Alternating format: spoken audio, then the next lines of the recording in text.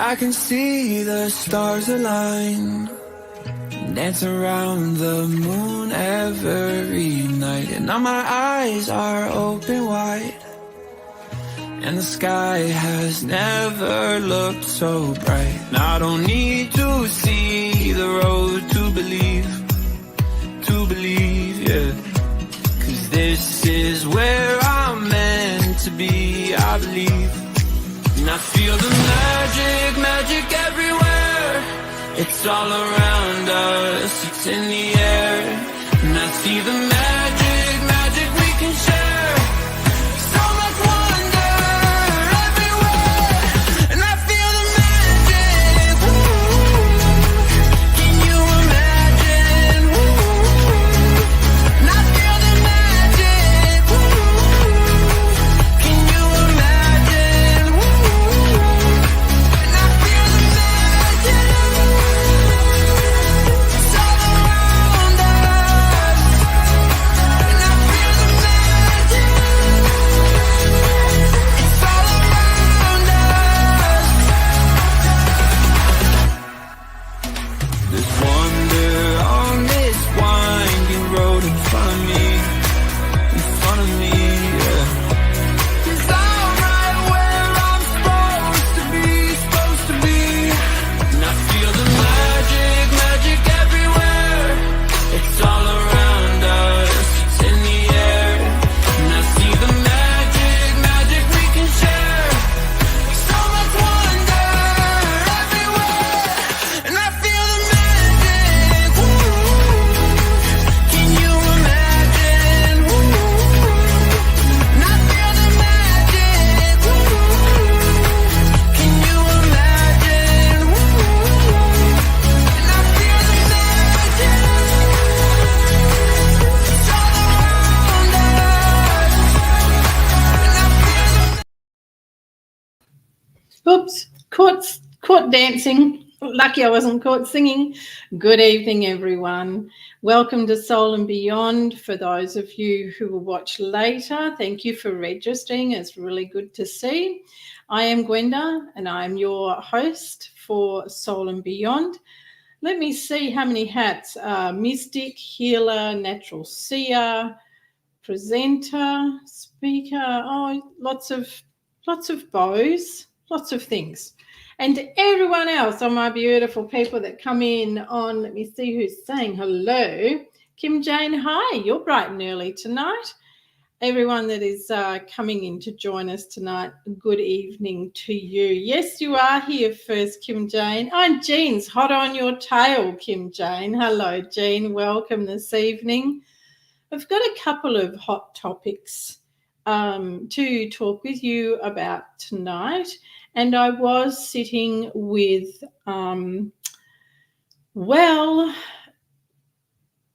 Artemis is the name that was given when I was going into meditation before coming in, and a being had appeared next to me.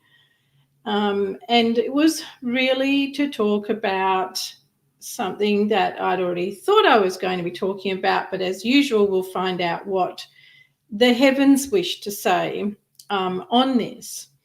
So on the weekend, with all of my clients, actually, this same topic came up. So it's a pretty hot one at the moment. And a movie that one of them asked me had I seen, when she told me a little bit about it, it's certainly aligned to the topic of faith. And that is the topic for tonight, faith, and also the heart. So we're going to start with her. Oh, hello, Jackie. Gorgeous, Jackie. How are you? We're going to start with that movie. So have any of you seen Heaven is for Real? Have you seen that movie? It is actually a true story, an account of a little 4-year-old boy. I'll wait to see if you've seen it before I go on. And it astounded me when my client gave me like an overview of it, and so I wanted to watch it. You'll really enjoy it, Jackie. Kim and Jean, have you seen it? Heaven is for Real. There's also the book that the father ended up writing on behalf of his boy and of the experience that they all had. Oh, okay. Well, well worth you going to look it up. I had to hire it from Amazon. Oh, cool. There you go. There's something new for you and will really align to this evening's share on faith and also going to the heart. So a little bit about the movie. It is a true account. The 4-year-old boy is the son of a priest or a parson, minister, right? You know what I mean. And this man, they lived in a small town in the States, somewhere near Nebraska. When the little boy makes it through surgery, which is not expected, he tells his father about the angels singing to him. Now, keep in mind all the way the father is a pastor priest, right? He runs the local church. So he does sermons every Sunday. And when people have died, when they're getting married, he's the one that does, the sacred ceremonies. So here's him with his little boy telling him that the angels sang to him. And, Tanya, here I am. Great to have you, Tanya. Tanya, have you seen the movie Heaven is for Real? We're talking about faith is one of our topics tonight. So the father thinks that the little boy has had a dream while he was under anesthetic. But then the little boy tells him that the angels sang to him and laughed when he asked them if they would sing We Will Rock You. And that, cool. But there you go, Tanya. You've got to see it. It's a true account. So now the father's getting a little bit concerned, and then the boy talks about meeting Jesus, sitting on Jesus's knee, and going for a walk with Jesus. Now the father is deeply concerned and goes to a psychiatrist. Remember what he is. He's a pastor. His child starts talking about meeting angels, seeing angels, hearing them sing, and meeting Jesus. And he goes to a psychiatrist. So much for faith, hey? And then different accounts. So good evening, Cat Gray. Welcome. I'm not going to tell you the whole movie since you haven't seen it. Yeah, that's right, Jackie. So this is why it was all really very interesting that I was talking about faith with my clients, and then one of them suggests this movie, and here it is, a priest, a minister. It got to the point where the board of the church were going to sack him because they felt that his child's account of things was detrimental to the church. Can you imagine it? When I was preparing, I was cleaning my gym on Friday, and I was talking with God, as I do, and I was actually talking about faith, and I was cranky. Oh, own it. I was cranky. And I was saying to God, I am fed up with hearing people say they believe in you and they have faith, because they don't. And I asked what that is about. So then, Tanya, oh, really?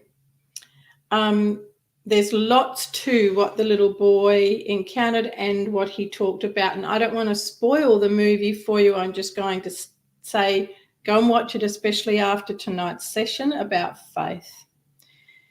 My mum, you know what, Jackie?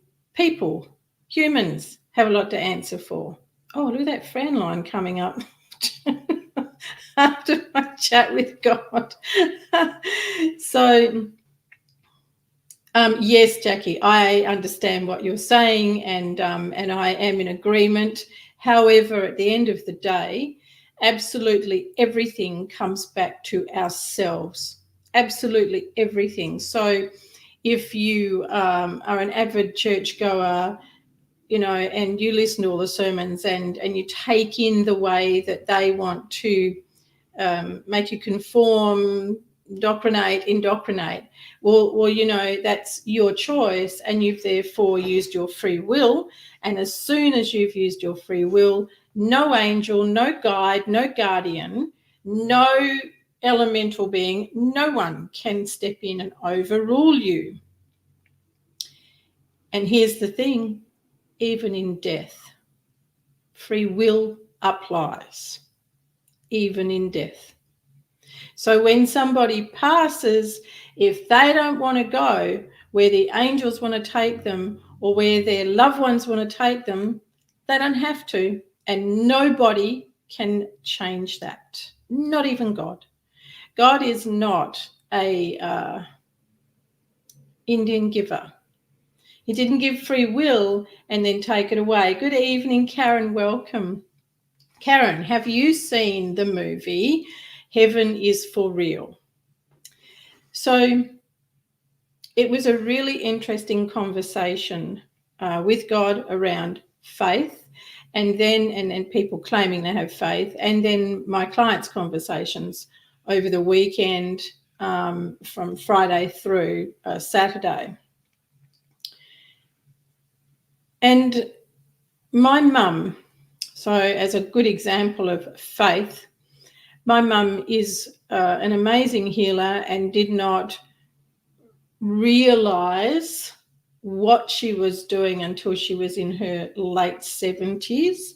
And she would have neighbours and different people brought to her who had cancer and different things, and also their pets, their dogs, to her, because people couldn't believe how they felt. I'm used to that. And it's a beautiful compliment. It's also indicative of how far removed people are from faith, from their soul, and the deeper connection with the divine. So I'll just read this. Then really after tonight's session, Karen, find it and watch it. You and your son will really enjoy it. It's a great movie, and it's got some terrific moments in it. So with my mum, she, as I say, was a very good healer. And then she tells me what happened with one of the neighbours at one of the places where she went, how amazed they were and everything. And then in the same breath tells me how she's going to the doctor. And I said, can you run that by me again, Mum? So she says, what do you mean? And I said, well, don't you think that's kicking sand in God's face? You're bringing through divine energy. You're being a conduit for his healing power and that person's soul's healing power, and then you go to the doctor. Don't you think that's a bit of a kicking sand in his face? And she said, never thought of it like that. So this is a paradox, and it is a good example of not having true faith. So in that movie, that minister, remembering it's a true story, that minister did not believe that his child had met with angels, had met with Jesus, talked about Jesus having a horse and other things, which I'll wait for you to see the movie so you can really enjoy it. And the other thing that came to mind when I was writing about this in my journal was the chaplain that was at a school in WA's southwest. I was called to this school because they had the highest number of suicides in the state. and their principal contacted me and asked if I would speak to the students. So I went there, and the title of my trip was to give the kids a reason to live. Well, I shared with the kids stories to bring hope, stories to unite them with their divine self so they could be united with God or the Almighty Divine. And that night, the principal came and saw me and said that she had the strangest conversation with the chaplain. He came and complained, and his attitude was, I'm a chaplain and I don't see angels or Jesus, so how can she? And that it made me laugh. And thankfully, the principal had experienced my work, so she had no problems with what I was saying. She found humour in this chaplain having a whinge because I'm a chaplain and I don't see angels and I've never seen Jesus, so why should she? And how could she? She's not a chaplain. What I have is unwavering faith, belief, and nothing in the world will deter that. So when I go into healing for myself, that's where I go. Have I had to have medical intervention? Yes. I have had children. I've had a burst appendix, nearly died. I was 8. I've had an exploded fallopian tube because of an ectopic pregnancy.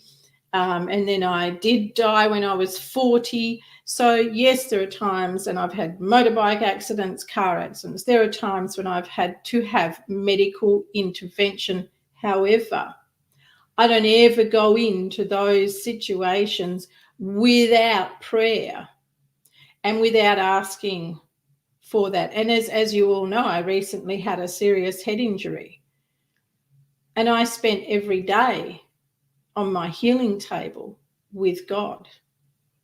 I was asking some questions like, what was this about? But when it comes to healing, I take responsibility for my healing. I do not place my responsibility of my life, my healing, on anyone else. And when I've had to have a doctor's intervention or medical intervention, I have called upon the angels and God because I trust them more than I trust any human. And if I'm going to have some kind of work done, I want it done by the best. In the healing sessions I've done myself, I have had the absolute honor and privilege of the very famous, my apologies to him, cardiologist who was murdered in Victoria. I am sorry, I don't remember his name. You will all know him for sure. And he's come through twice and worked through me, and watching my hands work on the two people for what he did with their heart was nothing short of incredible. And for me, being a theatre scrub nurse, it was like being back in theatre, except I was watching my hands do some pretty weird stuff, working as the surgeon. It was amazing. And the response from the two clients, this was over 2 different years, was also amazing. So faith, how anyone can say they have faith when they are not in alignment with their own divinity and the divine. I think maybe they should say they've got a curiosity, an interest, whatever, about faith. So this movie is really something for you to see. It is incredible. And thankfully, no, I'm not going to spoil it. No, I won't say any more about it. So please do go along and have a look at it. And I'll just catch up on your comments.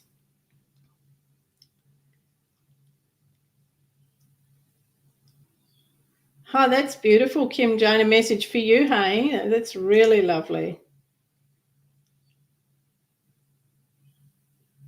Beautiful question, Tanya. And one of my clients on the weekend actually asked this because her question was, why are the accounts of death, passing, and after death, why are they all so different when you hear it from a clairvoyant, a medium, or from people's accounts of a near-death experience, or when a loved one comes through? Why is it so different? Why is it so different? Well, when you get a particular level of medium, they will all say the same thing.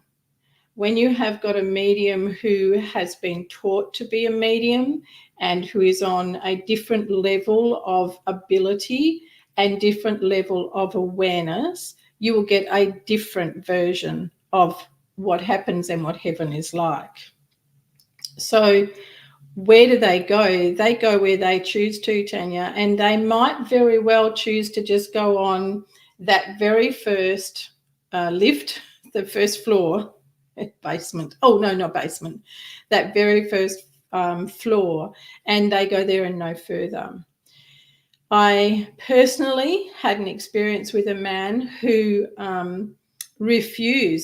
outright refused. He appeared, I think you might have heard this story, he appeared on a grassy knoll, and he told me it was none of my business who he was or where he was, who he was or what he wanted, that I was simply to do my job.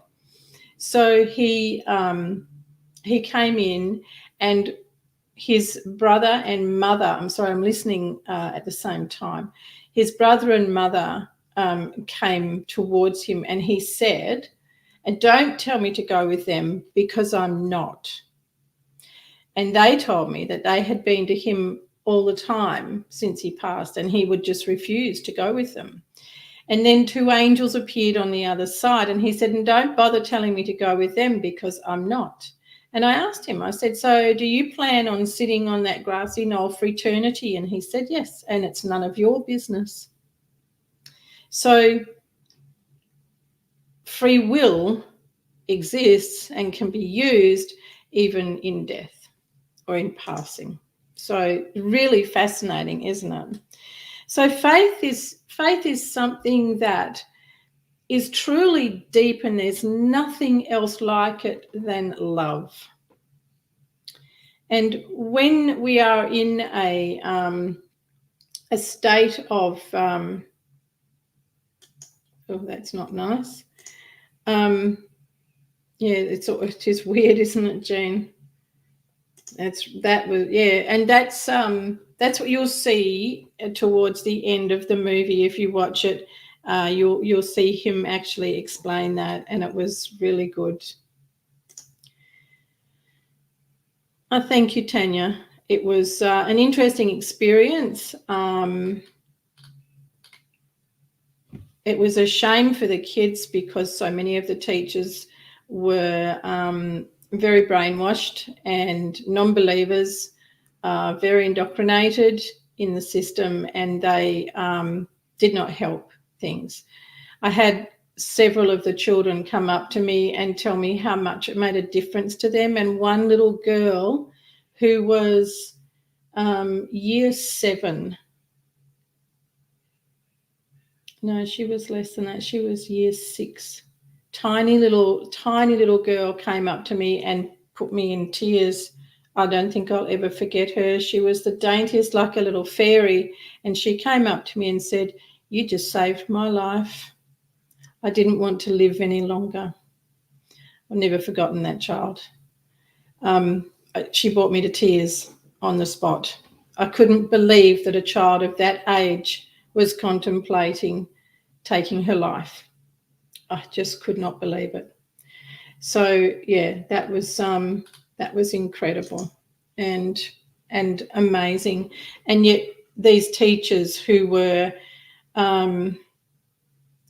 so indoctrinated and systemized, they made it very difficult. You know, I gave the kids real life stories, and the teachers told me that I was traumatizing them, and yet these kids are allowed to play those video games where you're killing someone that looks like a human.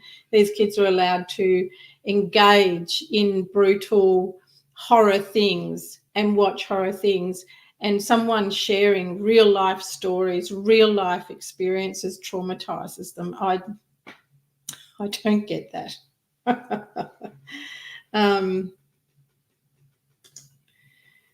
Yes, Jean, it was all at once. It was amazing, but yeah, she dissolved me. It was just incredible. That's a very good question, Cat Gray. Why was that bad energy in the school? If I was to talk more about the teachers, the land, the area is surrounded by a lot of farms, and there had been a tremendous spike in farmers suiciding because of the stress at that time.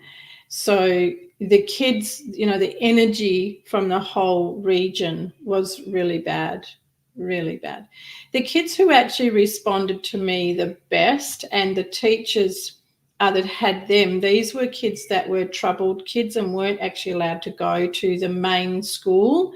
They doesn't make sense. What doesn't make sense, Tanya?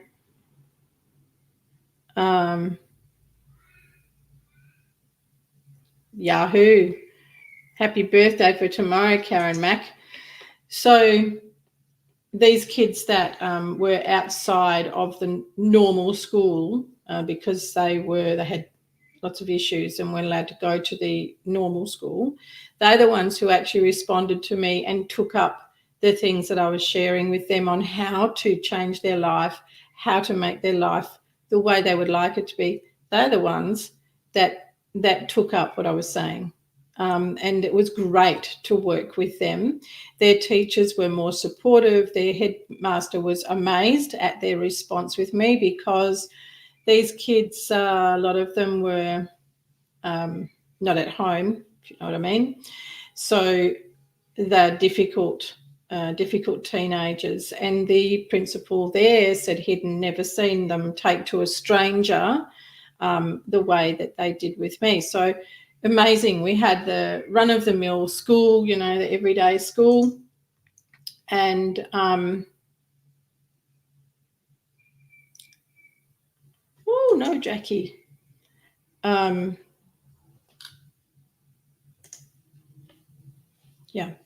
So those kids were amazing to work with. But you know what? I was meant to go back, and the teachers at the first school and the chaplain got together and made sure that I didn't come back. So I pray for those kids, pray for those teachers as well, and hope that they're all doing better, and I hope the school's doing better. I doubt it, but anyway, there you go. Yeah, Kat, they thank you. They did enjoy it. So, people that go to church, I'm yet to meet anyone, and over the years I have worked with a lot of Roman Catholics, and they're very proud to tell me they're Roman Catholics and how it's actually very wrong for them to be with someone like me. Someone like me. I think they wait for the little horns to appear or something and a pitchfork, So where was I going with that? Anyway, the Roman Catholics that are very proud to tell me that they are. And yet when I ask them about prayer, about praying, when I ask them about faith, or when they are questioning something that's going on in their life, it's very evident that there isn't real faith and there isn't real trust. So when I asked about that, yeah, they just, Tanya. When I asked about that, when I was speaking with God on Friday, I got some very good clarity around it, and I wanted to share it with you. And the point was, heaven is all around. what we believe changes what we perceive. And as a lot of you know, perception and perspective are two of my favourite words, because they play a tremendous role in how your life pans out. So one thing that the response I got back from God was, what is God's way? And the answer was love. Surrender to what is at any moment, no matter what that is. Surrender to it, because no matter what is going on in any moment, you can't change it, can you? And you don't know what's going to go on in the next moment. You presuppose through perception and your predisposition of perceiving things. So we preempt. Now, the trick with that is we're also told that we can create our life. Well, the fact is you've already created it. Whatever has been done today, whatever you've put into play today comes tomorrow.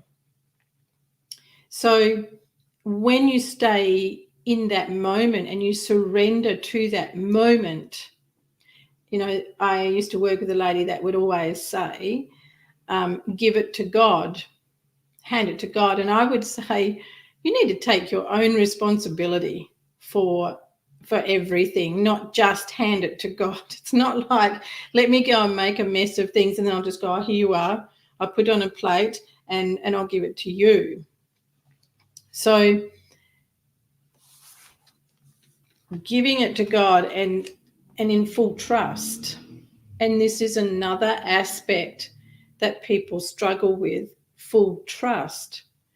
If you have broken your own trust and someone else has broken your trust, then these are things that need to be healed, need to be brought back into alignment with divine faith, divine union. Really important. The other thing is the heart. I'll just see what Kat's brainwashed here. That's right. Strict Catholic. Yeah. Way to go, Kat. Way to go. Awesome. Oh, Kat, I'm sorry to read that. I'm glad you're still here, darling. I'm glad you weren't allowed to succeed. Bless you, Kat. Bless you. Bless all of you, really. So the next part of tonight is about the heart. How many of you have been to a healer, been to a seminar, maybe read books where it says, go from your head to your heart, or come into your heart, step into your heart, be led by your heart?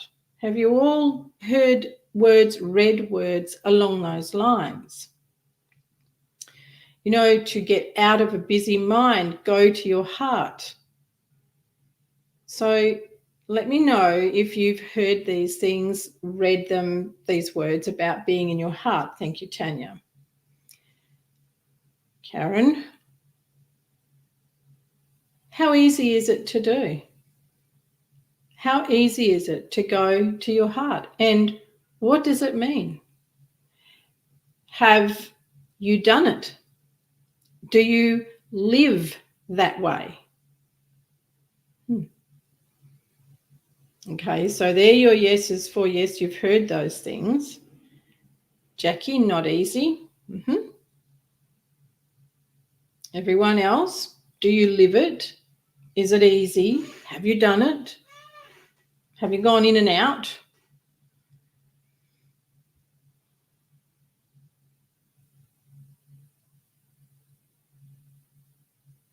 Before I go on, I'll wait for your answers on that. Can be a bit very hard too. Yeah, in and out. Yeah, it's not easy to do, is it?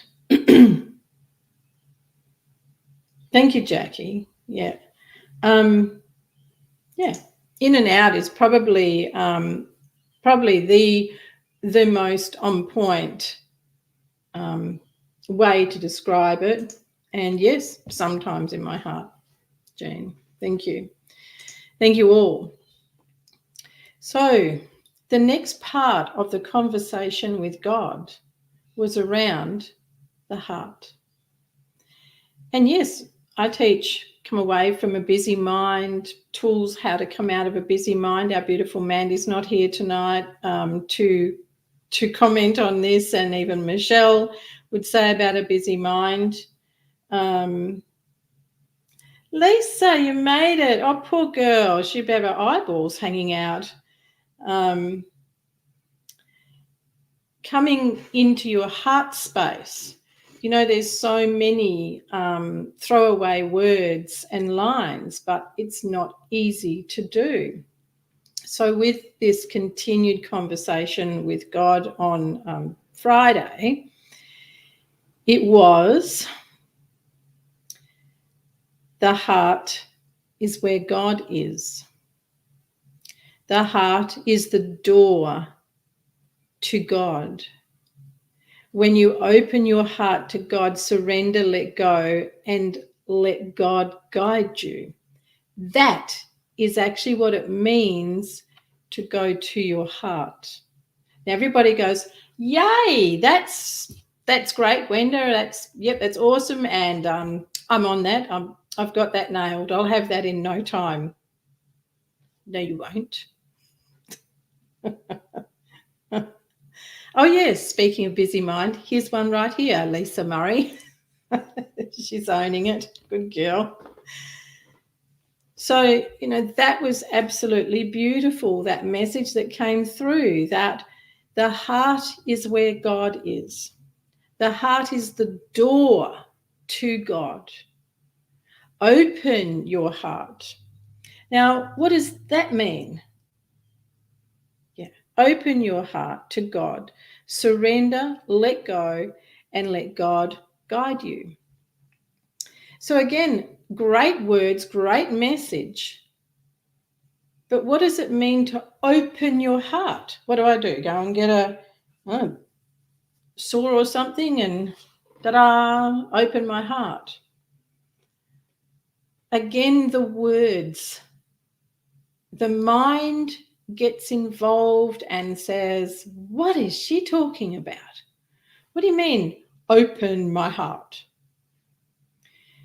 If you can stand in the goddess pose with your arms out in a 90-degree angle and your legs in that angle, the sumo squat, if you don't know the goddess pose, and you have no problem with bearing your chest open and opening your arms out wide away from the body, 90 degrees, then you're pretty good with having your heart open. If you can go into the child's pose and get your heart down onto your knees or onto the floor and you want to stay there, I would be asking, what are you protecting your heart from? If you can do the starfish pose or the pointed star pose where the arms go up to the sky and the legs are out the same, and you can stand there for 5, 10, 15 minutes and you don't feel at all threatened, insecure, worried, your mind doesn't kick in, then you're doing pretty good with having an open heart. Now, an open heart does not mean that you let everyone else walk all over it. That's never the thing to do with any part of you. An open heart is one that is open to God and also to yourself. The number of people that I have read for over the years that have had their heart in what I call protective custody is far outweighs anything else, anything. The number of people that have had some kind of cover over their heart chakra area far outweighs anything else that people turn up with. It's amazing. Absolutely amazing. So if your heart is not open to yourself because of trust issues, broken heart, grief, lack of faith, belief, not being aligned to your own divinity and the divine, then it isn't open to you and it's not open to God.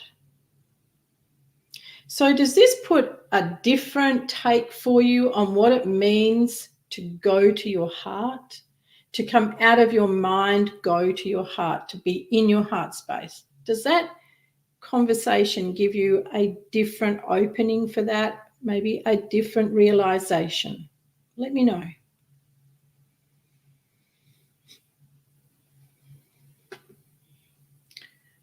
I'm just going to use Jackie's words here.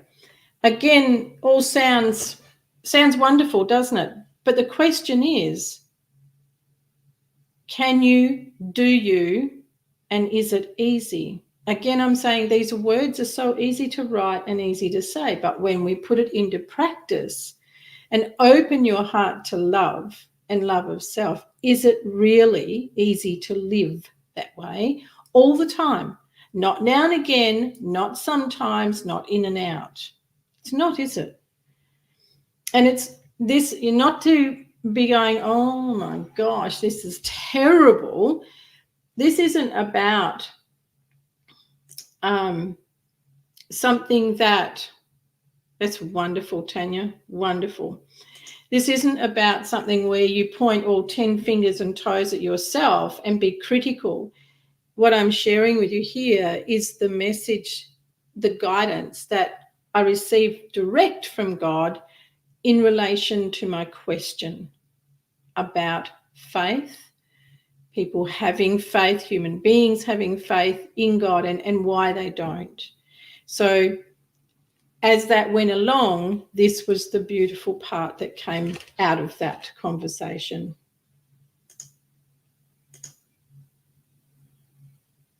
Thanks, Karen. Yeah. This is also another interesting one, Tanya. So staying true to yourself, again, a powerful phrase, but it's something people struggle with.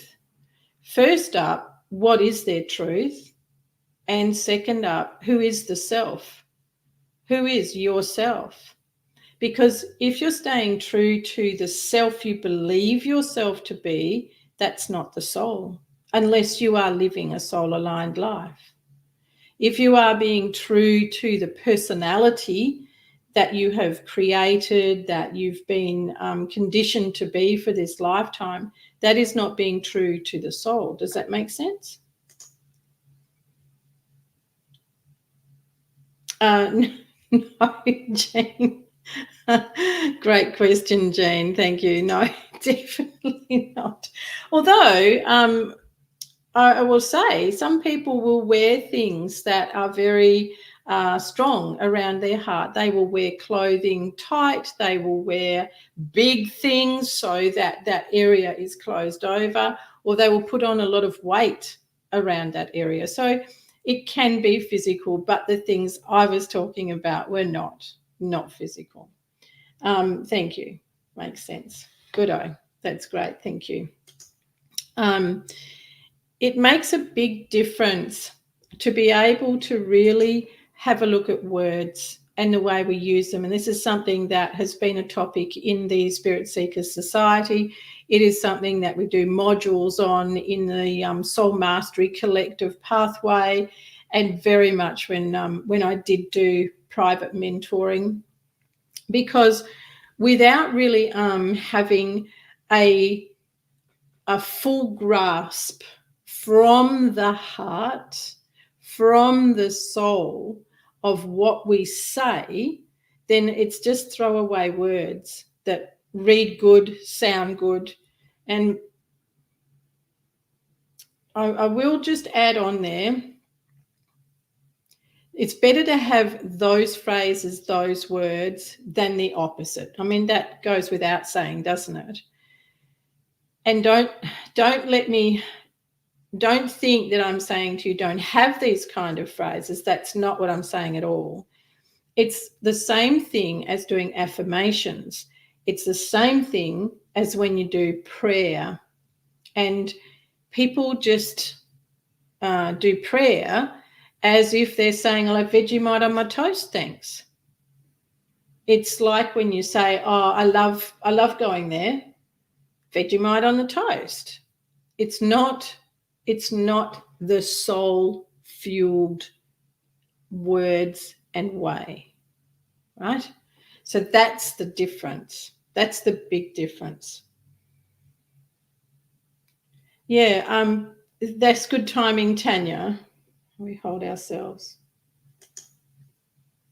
Yeah, Jean, how you hold yourselves is very appropriate, because someone who's got a lot of protection around their heart will very often be folded in. They'll have poor back, like a dowager's hump, or a very heavily curved back and dropped shoulders, head forward, all those sort of things. Tanya, we need to be practicing these spoken words. We need first to really, really journal them and find out where we sit with those, where we sit with them, and if they are truly in resonance with us. Are we resonating to that? Does our soul resonate to it? And you need to be able to move past that mind to be able to find out, is it resonating and is it the right thing? So faith and being in the heart, very, very important, and practices that you need to take up every day. So I've got something a little light-hearted for you here tonight, a little exercise that you can entertain yourself with. And it's pretty cool. So imagine, where's it gone? Oh, yes, there we are. Yeah. Yeah, very true. So do I, Jackie. I love watching how people walk and sit, and also how their posture changes when they talk. Tells me a lot. Imagine yourself standing at a self-serve kiosk. Right? You know the machines that have chocolates and all the junk, chocolates and chips and crackers and things in them. So imagine one of those, but there's no chocolate or chips. What there is a whole range of experiences and situations and wants for you to choose from for today. So say each day you get up and you can go to your kiosk or the local kiosk on the corner, and you can read through them, and there's experiences, situations, wants for you to choose from. What would you choose? What sort of experience, what sort of situation, what would you want to experience for your day? Just imagine that for a moment.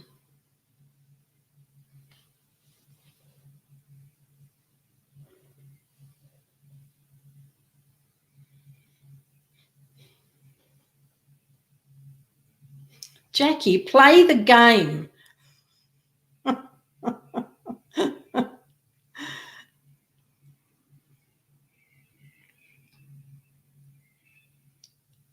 Are you all thinking? Imagine you could go up to a kiosk and you could choose your experience, your situation, your wants for that day. What would you choose? Yeah, good girl, Tanya. Well done.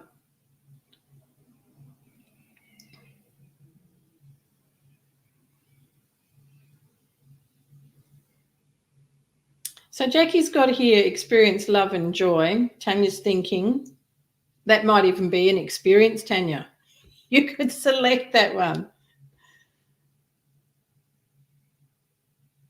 Anyone else? I'm not going to go forward until we've got a few more answers up here yet, because this is a really cool exercise, a really cool little journaling thing for you to do and to put into practice from tomorrow. Love.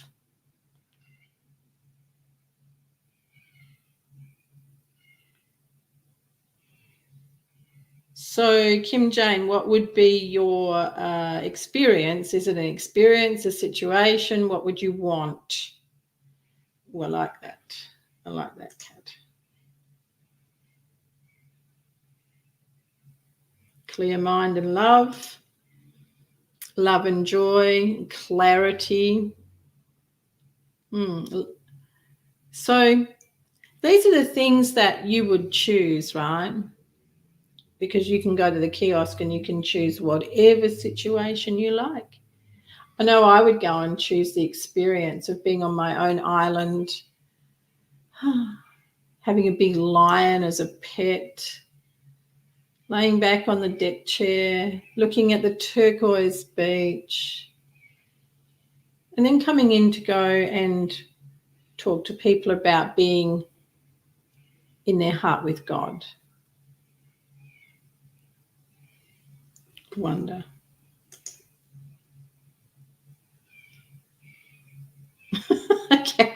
Karen Mack, I reckon I know what you meant, but maybe I don't.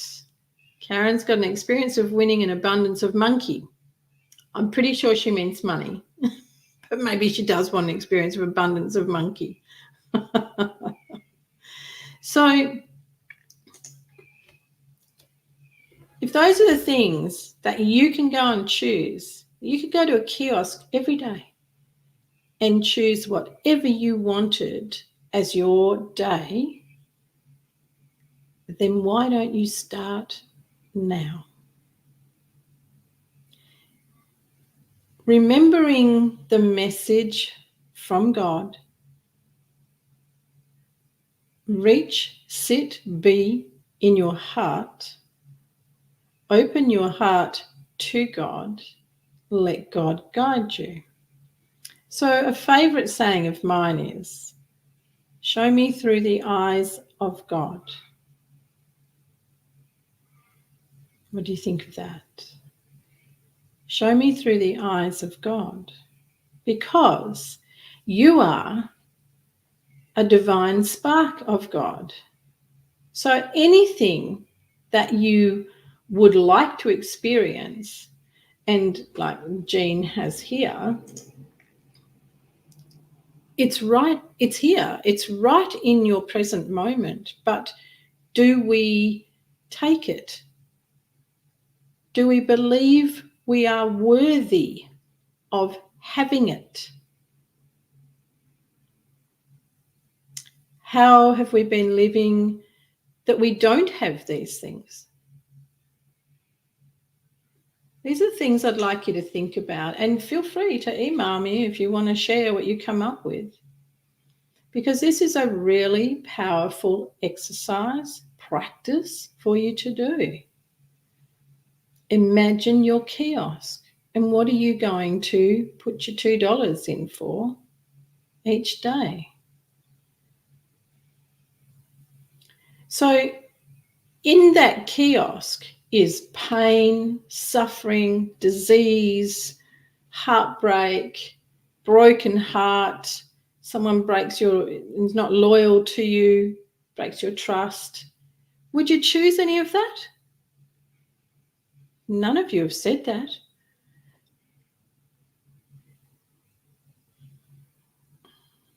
Of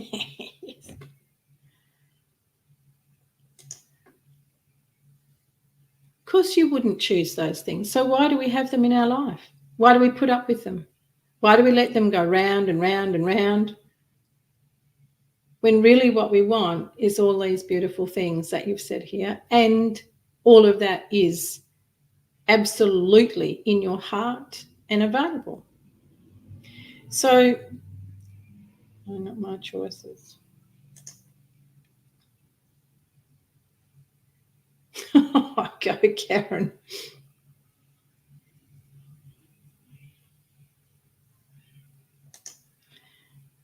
I take my hat off to you, Cat. Swimming with the sharks. Go, girl. Ah, not me. Shark bait.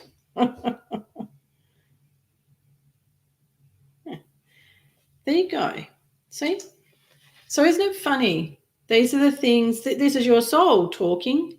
All these beautiful things that you've put forward, clarity, love, joy, peace. This Kim Jane, water for swimming, lush forest, fresh air view from the top of a mountain, words of tenderness for those we love. These, you're now talking from your soul. And that is what your soul wants. So begin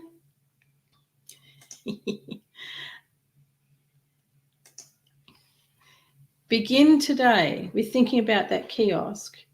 Begin today by coming to your heart and asking for the guidance you may need to find out what is being held in your heart that could be a protection, a block that's preventing your heart from being open.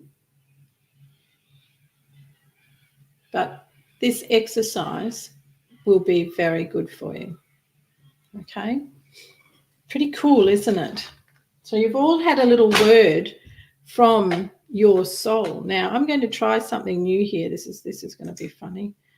Oh, look, there it is. How cool is that? Let me see if I can do this one. Oh, there we are. Woo-hoo. So this, ladies, is the cover of a new workbook, maybe also my next book. Do you like it? Thanks, Jackie. It is an awesome exercise. So this is very unique, and you can see there's an acronym there, the Gwenda method. Thank you, Tanya. Awesome. Sent me the best. Oh, Jackie, thank you. So this will be, I've got a couple of tweaks to do for it, but I wanted to share it with you because the angels had a different idea of how my day was to go yesterday, quite different to what I thought I would be doing. And I ended up having a field day with them. So I've written an ebook on how to be in divine union. And I shouldn't say I wrote it. I was the vehicle for it. And then have begun work on the Gwenda method. And I'm not telling you. And that will be a new book and also an ebook. But this is the cover for one at the moment. So I'm really, thanks, Lisa and Kat.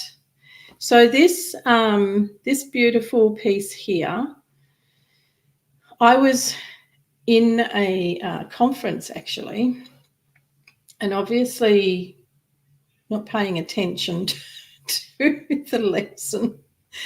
Might have thought I was, but when I looked down at my page, there was this scribble in pencil, and I thought, what in the world is that?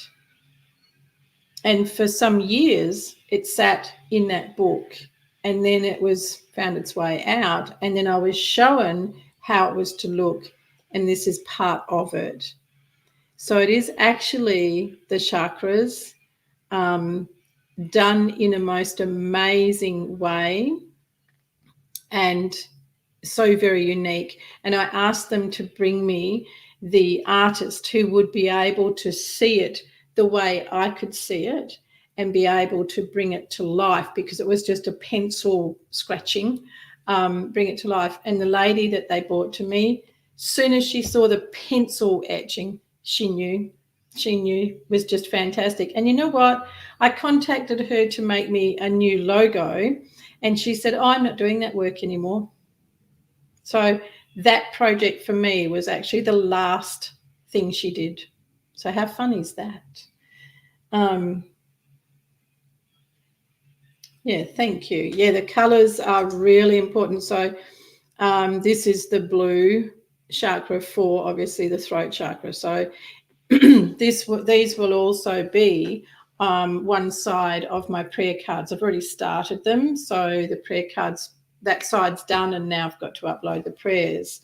So there's one for each of the chakras. So there you go. Pretty cool. I'm really excited about it. And thank you for your feedback. So there you go. You've got something different to do tonight. You have got a kiosk, and you're going to choose each day from your kiosk and see how you go, and let your soul be the driver. Let your soul step up and live the life that it came to live, not the one that's been manufactured for it. It doesn't like that.